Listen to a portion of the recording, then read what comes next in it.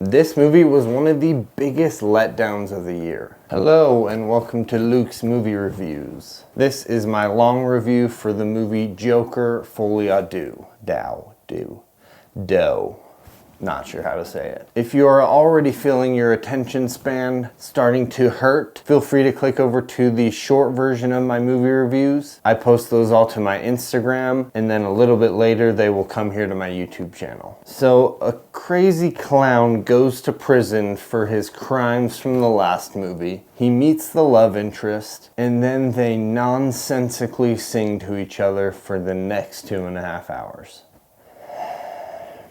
The first Joker movie was a huge success, and a lot of people really liked it. I would say a lot of people liked this movie a lot more than even I liked it. And normally I'm in the side of liking a movie more than the majority of people. This is the first Joker I'm talking about, which in my opinion was really good, but the majority of people thought it was even better than I thought it was. That being said, I had high expectations for this movie. The first one was awesome. The second one should be good too. The trailer started to come out and it's seeming a little bit interesting. Then it comes out that this is a musical. A lot of people going into this movie, like my cousin Caitlin and her husband Michael, did not know that this was going to be a musical. So I'm sure people like that were absolutely shocked by this. Luckily, I knew that going in, so I could change my expectations. Now, I definitely didn't hate this movie as much as most people did, and I think seeing it the week after it came out definitely helped because I could see a lot of the negative reviews and lower my expectations before seeing it. I feel bad for those poor souls who saw it opening night and had no idea what they were walking into. So this is coming from someone who, for the most part, likes musicals. The movie La La Land is one of my favorite movies. Probably in my top 10 favorite movies of all time. And I think this movie actually could have worked as a musical if they cut out like 90% of the singing.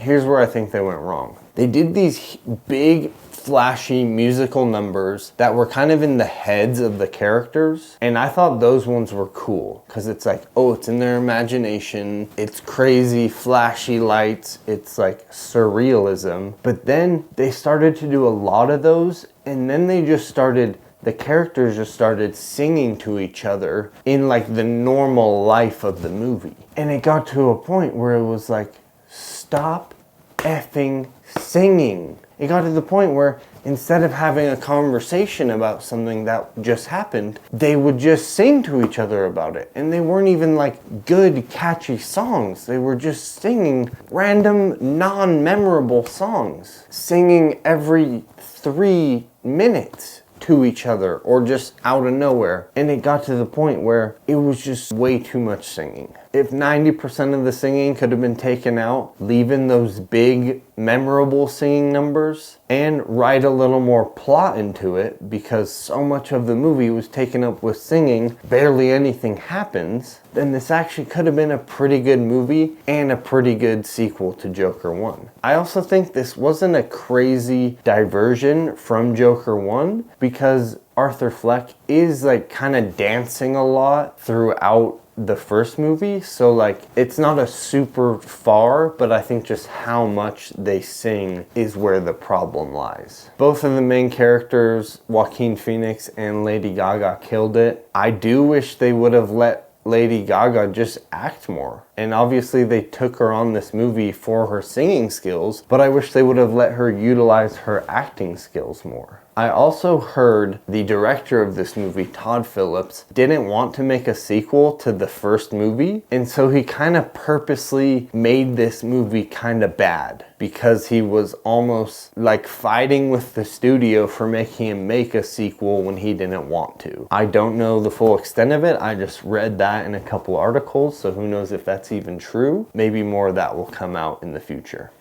It's kind of just a bummer overall because I do think it could have been really good had it been done right. There was a lot of stuff I really liked about it, which is why I give it almost a 7. You know, there were some really cool shots, really cool cinematography, really good acting moments. It had good bones, it just didn't live up to what it could have been. Anyways, I give this movie a 6.8 out of 10. It might still be in theaters if you want to catch it. If not, I'd say you're maybe fine skipping this one. Thank you so much for watching my movie reviews on YouTube. Again, if you want to see some shorter videos that are similar to this, go over to my Instagram. Thank you so much for being here, and click like and subscribe. Thanks, y'all.